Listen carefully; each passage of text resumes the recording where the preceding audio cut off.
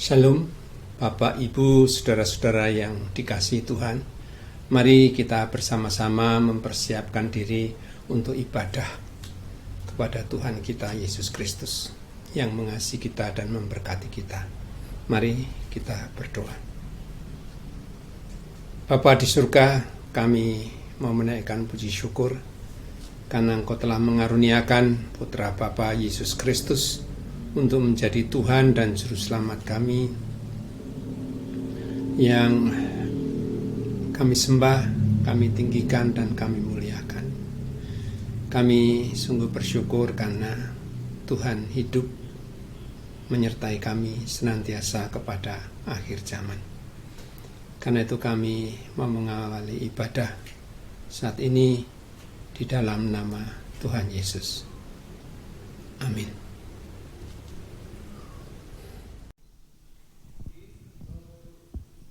Shalom, jemaat yang diberkati Tuhan. Mari waktunya kita mau memuji Tuhan, kita mau tinggikan namanya.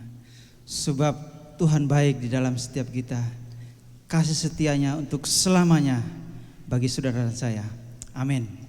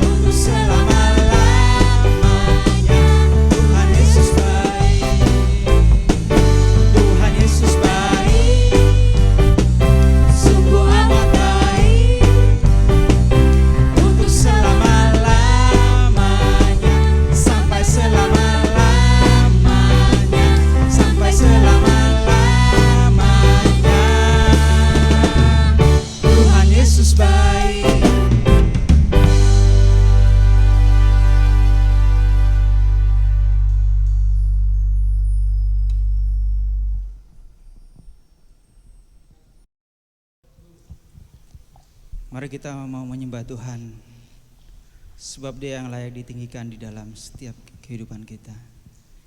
Lebih dalam mari kita mau menyembah Dia di dalam roh dan di dalam kebenarannya. Haleluya. Mari kita angkat pujian ini. Lebih dalam ku menyembah-Mu.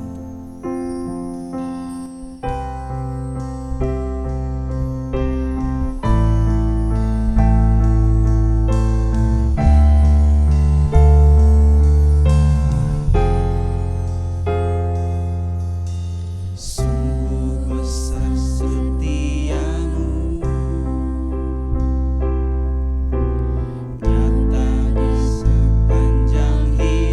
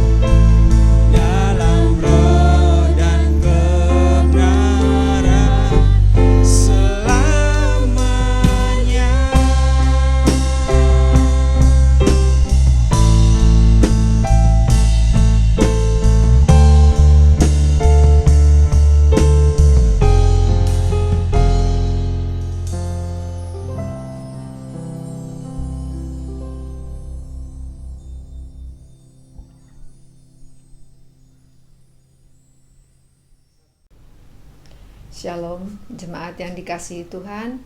Kita bersama-sama pada saat ini akan belajar dari firman Tuhan. Mari kita sebelumnya kita masuk di dalam doa. Kita minta pertolongan dari Roh Kudus untuk kita dapat mendapatkan pemahaman yang benar. Mari kita berdoa. Bapa kami yang di surga, terima kasih untuk penyertaan Tuhan hingga pada saat ini. Terima kasih Tuhan bahwa Engkau sendiri yang menggembalakan jemaat-Mu, karena kami semua adalah domba-domba-Mu Tuhan. Kami percaya bahwa Engkaulah yang membimbing kami ke padang rumput hijau, ke air yang tenang, di saat sekalipun orang-orang mengatakan bahwa saat ini adalah saat yang sulit, tapi kami mengalami pimpinan-Mu. Kami percaya bahwa Tuhan membawa kami selalu di dalam kebaikan. Terima kasih Tuhan. Kami menyerahkan waktu ini ke dalam tangan-Mu. Kiranya Tuhan Engkau sendiri yang berbicara ke dalam hati setiap pendengar, setiap kami. Berbicaralah Tuhan lewat Roh Kudus-Mu kepada kami, agar kami mendapat pengertian yang benar, dan berikan kami juga kuasa untuk melakukan firman yang kami dengar daripada-Mu.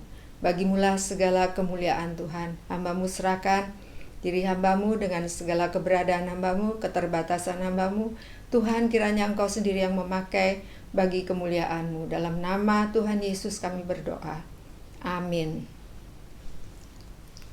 Puji Tuhan, kita dapat bersama-sama kembali untuk beribadah dan memuji Tuhan, dan juga kita akan merenungkan firman Tuhan. Firman Tuhan kali ini judulnya adalah menanti dalam pengharapan. Menanti, kita semua sedang dalam penantian. Menanti kapankah pandemi ini akan berakhir. Menanti kapan suasana akan berubah. Menanti adalah biasanya karena ada sesuatu yang dijanjikan. Misalnya pada anak-anak dijanjikan untuk dibelikan sesuatu, dijanjikan akan pergi ke satu tempat untuk bermain. Biasanya anak-anak akan menjadi excited dan membayangkan dalam angan-angan mereka sudah membayangkan keindahan tempat yang akan dikunjungi, atau benda-benda yang akan dibelikan, yang akan diberikan itu. Biasanya itu adalah penantian. Begitu juga orang-orang bisa menanti karena apa? Karena ada harapan yang sedang dinantikan. Berharap ada perubahan seperti kita sekarang. Kita berharap supaya PPKM akan segera berakhir, semua akan normal kembali. Perdagangan, ekonomi pulih. Semuanya kita menantikan. Jadi kita menanti dan berharap. Menanti dalam pengharapan. Kita mau belajar karena semua orang, semua kita pasti pernah mengalami penantian dalam pengharapan, dan sekarang pun saya yakin kita semua sedang di dalam keadaan ini. Kita membaca dari Roma 4 ayat 18 sampai 25.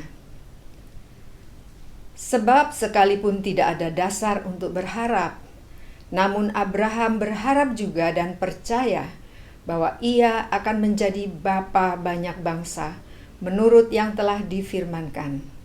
Demikianlah banyaknya nanti keturunanmu. Imannya tidak menjadi lemah, walaupun ia mengetahui bahwa tubuhnya sudah sangat lemah, karena usianya telah kira-kira 100 tahun, dan bahwa rahim Sarah telah tertutup. Tetapi terhadap janji Allah, ia tidak bimbang karena ketidakpercayaan. Malah, ia diperkuat dalam imannya, dan ia memuliakan Allah dengan penuh keyakinan bahwa Allah berkuasa untuk melaksanakan apa yang telah ia janjikan. Karena itu, hal ini diperhitungkan kepadanya sebagai kebenaran. Kata-kata ini, yaitu hal ini diperhitungkan kepadanya, tidak ditulis untuk Abraham saja, tetapi ditulis juga untuk kita, sebab kepada kita pun Allah memperhitungkannya, karena kita percaya kepada Dia yang telah membangkitkan Yesus Tuhan kita dari antara orang mati, yaitu Yesus yang telah diserahkan karena pelanggaran kita dan dibangkitkan karena pembenaran kita. Ayat nats kita dari ayat Roma 4 ayat 18. Sebab sekalipun tidak ada dasar untuk berharap, namun Abraham berharap juga dan percaya bahwa ia akan menjadi bapa banyak bangsa, menurut yang telah difirmankan, demikianlah banyaknya nanti keturunanmu. Kita belajar dari Abraham. Memang ayatnya dari Roma, tapi ini tentang Abraham. Jadi kita akan belajar dari Abraham dari Kejadian 12. Pertama kali Abraham menerima janji Allah, dikatakan dalam ayat 1 dikatakan, berfirmanlah Tuhan kepada Abram, waktu itu namanya masih Abram, pergilah dari negerimu dan dari sanak saudaramu dan dari rumah bapamu ini ke negeri yang akan kutunjukkan kepadamu. Kira-kira kalau Abram tanya, kemana Tuhan? Ya nanti akan kutunjukkan. Itu berarti berjalan dengan menantikan petunjuk, berjalan dengan menantikan harapan, nanti akan sampai. Abram taat, dia pergi dengan mengajak Lot, keponakannya. Ketika Abram menerima janji ini, umurnya 75 tahun. Dalam Kejadian 12 ayat 2, ini janji yang pertama kali dia terima. Aku akan membuat engkau menjadi bangsa yang besar dan memberkati engkau serta membuat namamu masyhur, dan engkau akan menjadi berkat. Singkat cerita, dalam perjalanan, karena pegawai Lot dan Abram banyak, karena harus mengurus ternak-ternak mereka yang sangat banyak, mereka semua orang-orang kaya, terjadilah konflik antara karyawan atau pegawai Lot dan pegawai Abram, sehingga mereka kemudian berpisah. Setelah Abram dan Lot berpisah, Abram menerima kembali janji Tuhan. Dalam Kejadian 13 ayat 16 dikatakan, dan aku akan menjadikan keturunanmu seperti debu tanah banyaknya, sehingga jika seandainya ada yang dapat menghitung debu tanah, keturunanmu akan dapat dihitung juga. Di sini janji yang sekarang ini dikatakan seperti debu tanah.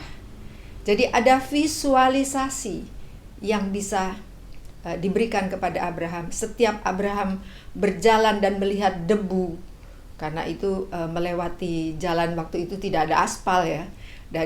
Jadi pasti jalan-jalan yang dilalui Abraham penuh dengan debu. Tetapi Tuhan katakan, kalau engkau lihat debu, seberapa banyak debu bisa kau hitung? Seperti itulah keturunanmu nanti. Dikatakan, seandainya ada yang dapat menghitung debu tanah, keturunanmu pun akan dapat dihitung juga. Visualisasi diperlukan untuk menguatkan harapan. Jadi tadinya dikatakan bahwa kamu akan punya banyak keturunan, dan sekarang dikatakan seperti debu. Kemudian dalam Kejadian 15, janji Tuhan untuk Abram diulang kembali. Dikatakan di dalam ayat 5, lalu Tuhan membawa Abram keluar serta berfirman, coba lihat ke langit, hitunglah bintang-bintang. Jika engkau dapat menghitungnya, maka firman-Nya kepadanya, demikianlah banyaknya nanti keturunanmu. Visualisasi kedua, kalau siang melihat debu, kalau malam melihat bintang-bintang. Jadi dengan kata lain, Tuhan ingin meneguhkan iman atau harapan Abraham. Ketika siang dia melihat debu, dia diingatkan bahwa Tuhan berjanji memberi keturunan sebanyak debu tanah. Ketika malam dia duduk di luar, dia melihat bintang, dia dapat mengingat bahwa Tuhan berjanji akan memberikan keturunan sebanyak bintang di langit. Lalu percayalah Abram kepada Tuhan, maka Tuhan memperhitungkan hal itu kepadanya sebagai kebenaran. Visualisasi diperlukan untuk menguatkan harapan. Ketika kita mendapat janji Tuhan, Bagaimana kita melakukan visualisasi? Yaitu dengan merenungkannya. Firman Tuhan katakan, kalau kita mendengar firman Tuhan, kita merenungkan siang dan malam, maka kita akan mendapatkan manfaat dari firman itu. Abraham dibantu dengan debu pada waktu siang, bintang pada waktu malam. Di dalam Kejadian 17 terjadi Tuhan mengganti nama Abram. Abram digantikan, di dalam ayat 5 dikatakan, karena itu namamu bukan lagi Abram, melainkan Abraham, karena engkau telah kutetapkan menjadi bapa sejumlah besar bangsa. Abram artinya bapa yang mulia. Abraham artinya bapa banyak bangsa.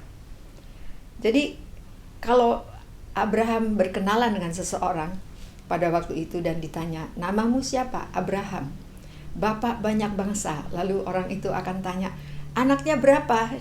Dia pasti hanya bisa jawab, belum ada. Ya, itulah iman. Iman kepada sesuatu yang belum terjadi, tetapi yakin pasti bahwa Tuhan akan menggenapinya. Janji diulang lagi ketika di ujung penantian, yaitu sebelum tahun berikutnya Sarah melahirkan anak. Setelah Abram diganti namanya menjadi Abraham, Tuhan memerintahkan untuk seluruh laki-laki yang ada di kelompok di rombongan Abraham itu untuk disunat. Dan Tuhan berkata begini, untuk Sarah khususnya, Tuhan berkata di dalam Kejadian 17 ayat 16 ketika Tuhan mengunjungi Abraham, Tuhan berkata, aku akan memberkatinya, maksudnya Sarah, dan daripada Sarah juga aku akan memberikan kepadamu seorang anak laki-laki, bahkan aku akan memberkatinya sehingga ia menjadi ibu bangsa-bangsa. Raja-raja, bangsa-bangsa akan lahir daripadanya. Dan demikian kemudian Kejadian 18 ayat 10, ini Tuhan berfirman, sesungguhnya aku akan kembali tahun depan mendapatkan engkau. Pada waktu itulah Sarah istrimu akan mempunyai seorang anak laki-laki. Kesimpulannya kita tadi dari pembacaan-pembacaan yang cukup banyak tadi, kita melihat bahwa pertama-tama Abraham menerima janji Tuhan. Kita untuk menerima janji Tuhan seperti Abraham, kita perlu punya hubungan dengan Tuhan. Abraham meninggalkan rumah orang tuanya, meninggalkan kampungnya, kotanya untuk mengikut Tuhan. Kapan kita mulai mengikut Tuhan? Kapan kita menerima Yesus sebagai juru selamat? Itu adalah titik pertama untuk beriman, untuk menanti dalam pengharapan, untuk menerima janji-janji. Pertama, harus punya hubungan dengan Tuhan. Kedua, kita perlu memperkatakan. Iman timbul dari pendengaran, seperti Abram, namanya Abram dirubah menjadi Abraham. Setiap kali dia mengucapkan namanya, dia menyatakan, dia mendeklarasikan bahwa aku adalah bapa dari banyak bangsa. Kita mengatakan bahwa Yesus Tuhanku, aku adalah anak-anak Allah yang berada di surga. Kita adalah anak-anak Bapa di surga. Jadi kalau kita menerima firman, kita menerima janji Tuhan, firman Tuhan itu harus kita perkatakan menjadi milik kita. Deklarasikan. Firman Tuhan juga katakan, janganlah lupa memperkatakan kitab Taurat itu. Firman Tuhan dibaca dan diterima lalu diperkatakan. Setelah diperkatakan, ketiga, divisualisasikan atau direnungkan, dibayangkan bagaimana indahnya firman itu. Kita renungkan, siang dan malam kita renungkan. Sebagai penerapan, pertama, yakinkan, pastikan bahwa saudara sudah menerima Yesus sebagai Tuhan, supaya mendapat bagian dalam berkat Abraham. Berkat Abraham itu yang diberikan kemudian turun melalui Yesus Kristus. Berkat itu kemudian menjadi berkat bagi seluruh dunia, karena demikian Allah mengasihi isi dunia ini sehingga Ia mengaruniakan anaknya yang tunggal untuk siapa yang percaya kepadanya tidak binasa melainkan beroleh hidup yang kekal. Janji ini diberikan Tuhan ketika Abraham diminta untuk mempersembahkan Ishak anaknya itu, dan Abraham taat. Kemudian Tuhan membatalkan Abraham, mencegah Abraham untuk membunuh Ishak, tapi Tuhan kemudian melihat begitu ketaatan Abraham, maka Tuhan menjanjikan bahwa Tuhan akan memberikan kepada semua orang keselamatan itu. Kemudian rajin membaca firman Tuhan. Setelah menjadi anak-anak Tuhan, setelah menerima Yesus sebagai Tuhan, kita tidak berhenti hanya menjadi orang Kristen dan kalau ibadah sekarang tidak ada ibadah tatap muka, ikut ibadah online, tapi hati-hati. Bisa-bisa kita menjadi penonton ibadah. Kita nonton ibadah yuk. Jadi bedakan ya, nonton ibadah dengan beribadah itu sesuatu yang berbeda. Sebaiknya walaupun secara online kita sungguh-sungguh beribadah, kita sungguh-sungguh mengarahkan hati, pikiran seluruhnya kepada Tuhan. Kita beribadah, kita membaca firman Tuhan, kita memperkatakan firman Tuhan, merenungkan firman Tuhan dan melakukannya. Tetap menantikan Tuhan dan berharap janjinya di setiap permasalahan kita. Ketika kita fokus pada janjinya, mengarahkan segala usaha, kekuatan untuk menantikan waktu Tuhan, tetap tekun dan percaya. Kapan saja kita percaya bahwa di saat seolah-olah Tuhan diam pun, kita tetap percaya. Ketika kita menanti-nantikan Tuhan, ada masanya seolah-olah penantian kita tidak berujung. Kapan? Sampai kapan? Bahkan ada yang merasa mulai ragu-ragu. Seperti Abram juga mengalami ketika Sarah mulai ragu-ragu dan dia kemudian menawarkan Hagar untuk menjadi istri untuk supaya punya anak. Itu adalah ide yang sangat tidak sesuai dengan yang direncanakan Tuhan. Tetapi kadang-kadang anak-anak Tuhan juga di dalam penantian kemudian mengambil tindakan sendiri dan melupakan bahwa Tuhan sudah menjanjikan. Karena itu kita perlu sungguh-sungguh satu tekad, kemauan yang tekun untuk menanti-nantikan Tuhan. Memang menanti-nantikan itu kadang-kadang terasa lelah. Kadang-kadang seolah-olah pengharapan itu mulai kabur dan tenaga mulai lemah ya. Tetapi ada satu janji, saya bacakan di dalam Yesaya 40 ayat 31. Tetapi orang-orang yang menanti-nantikan Tuhan mendapat kekuatan baru.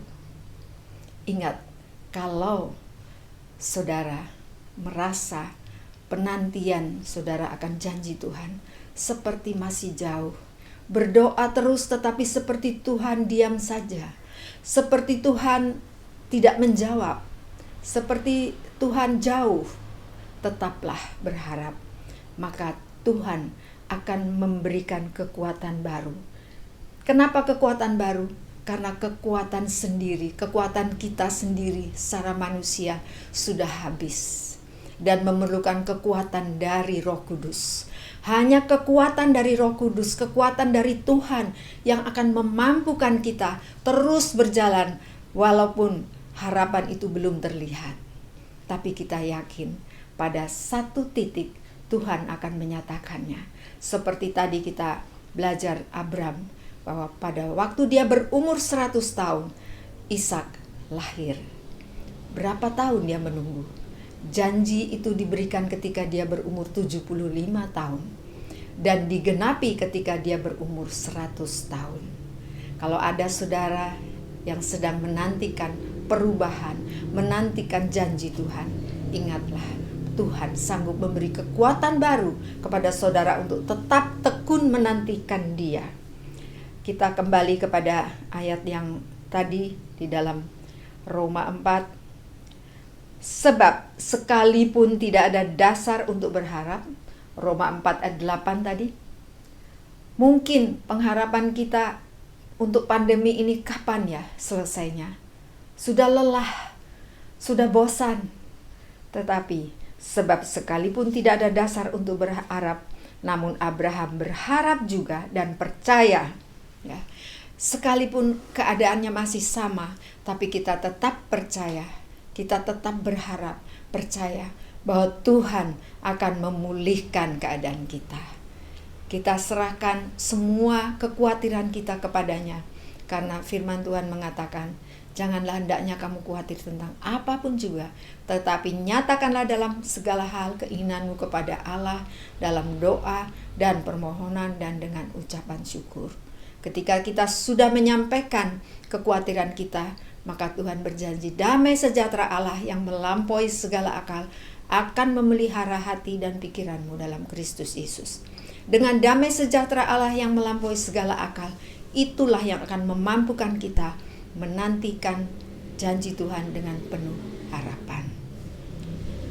Mari kita berdoa.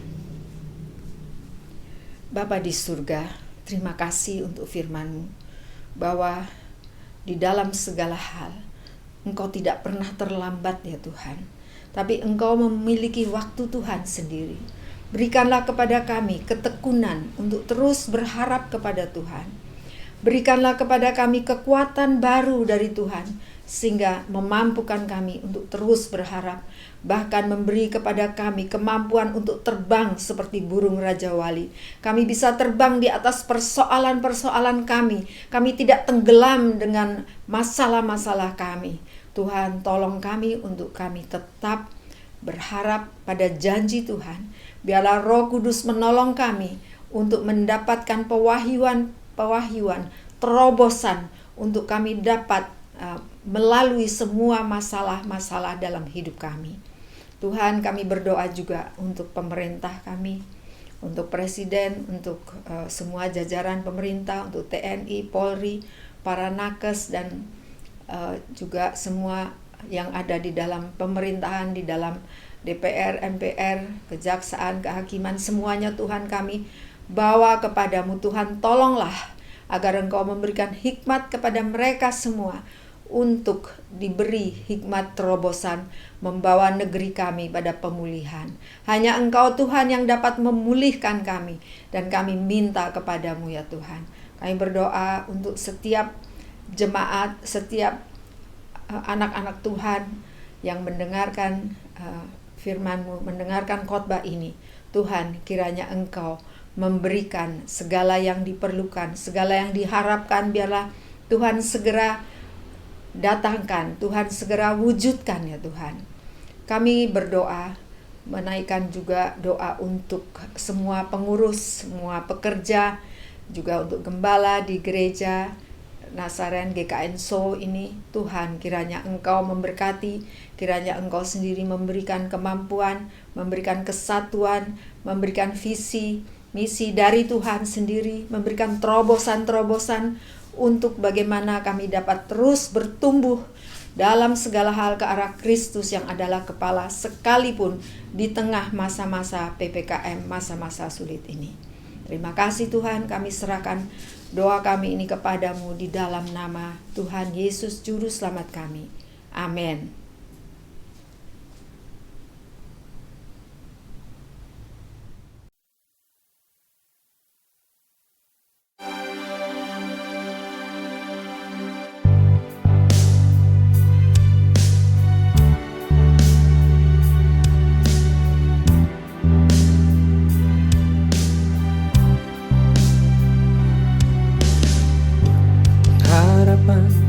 Adalah jangkar yang kuat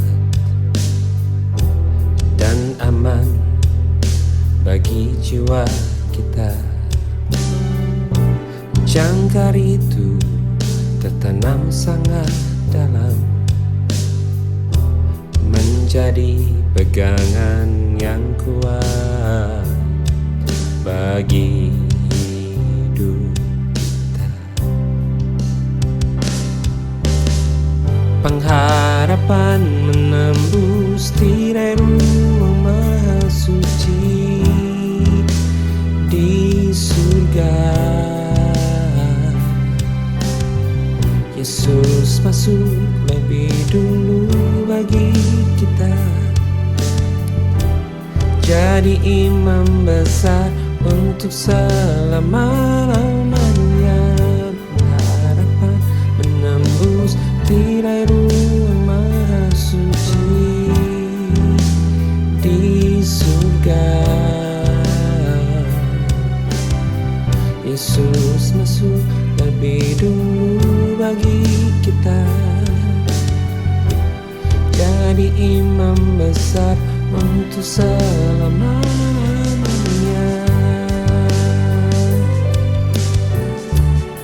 Selama-lamanya.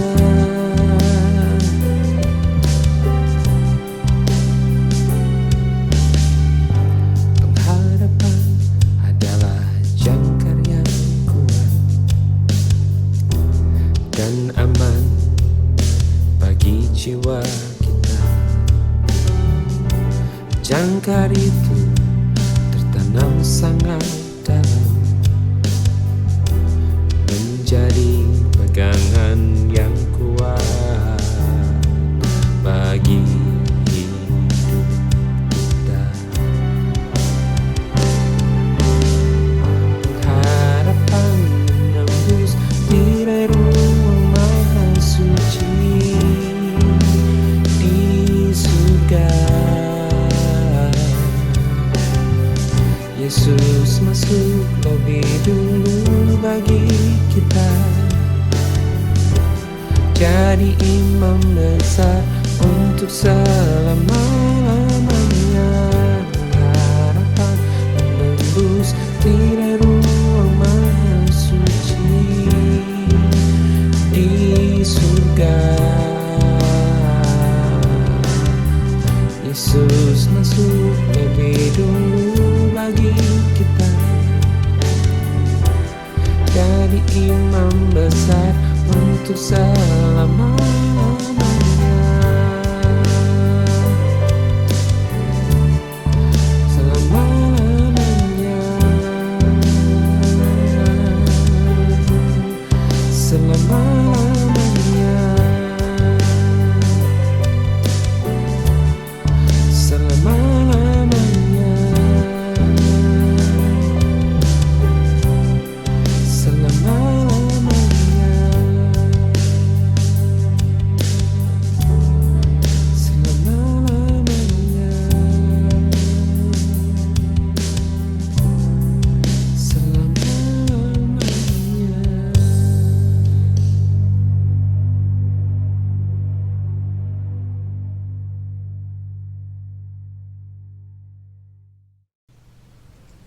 Saudara-saudara, terimalah berkat Tuhan.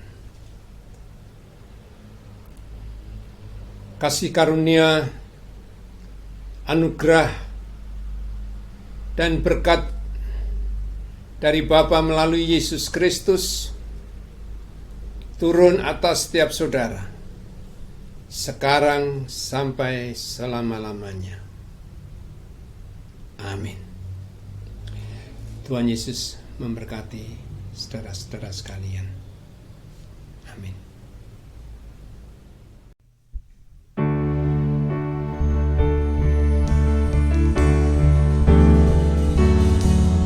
Sebab Tuhan melindungi, Tuhan menyinari dengan wajah-Nya,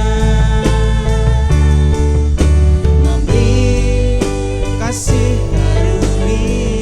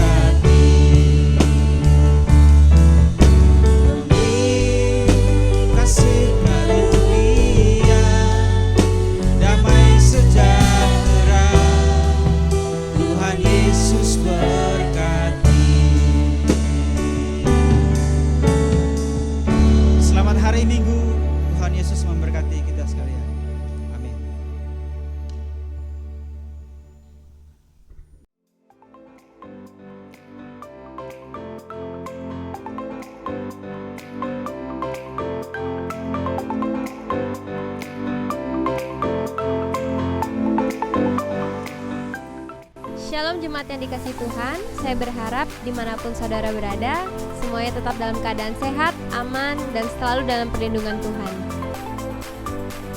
Saat ini saya akan menginformasikan beberapa kegiatan di gereja. Meskipun saat ini kita masih beribadah online, tetapi kita harus tetap semangat dalam membangun iman kita. Bagi saudara yang belum dan ingin tergabung dalam DNA, silahkan menghubungi nomor sekretariat gereja di bawah ini.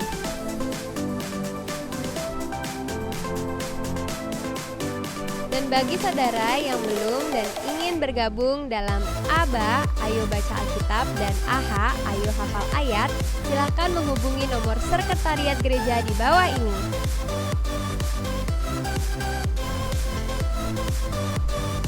Untuk persembahan perpuluhan dan persembahan kasih bisa ditransfer melalui nomor rekening di bawah ini.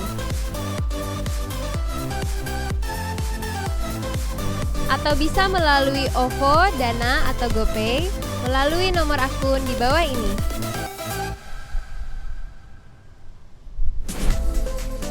Jangan lupa selalu mengikuti protokol kesehatan dengan mengingat 5M. Mencuci tangan, memakai masker, menjaga jarak, menghindari kerumunan, dan mengurangi mobilitas. Terima kasih, Tuhan Yesus memberkati. Dadah!